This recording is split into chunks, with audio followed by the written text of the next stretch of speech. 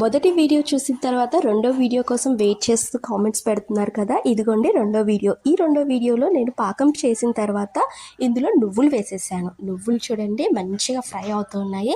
అప్పుడే వెంటనే పావు కిలో నెయ్యి కూడా వేసేసుకోండి.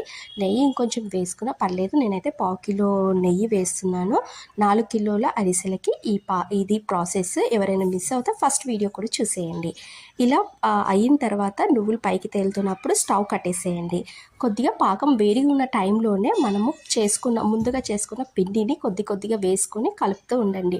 అస్సలు ఉండలు కట్టొద్దు, ఇది మాత్రం మర్చిపోకండి. ఒక్కొక్క బౌల్తో కప్తో వేసుకున్న అది మొత్తం మిక్స్ అయిన తర్వాత ఇంకో కప్పు వేసుకుంటూ అలా మొత్తం పిండిని వేసి కలిపేసేసుకోండి. ఇలా ఉండలు కట్టకుండా మొత్తం పిండిని ఇలా తయారు చేసుకున్న తర్వాత నెక్స్ట్ వీడియోలో ప్రాసెస్ చూపిస్తాను. Thank you for watching. ఇలానే చూస్తూ ఉండండి.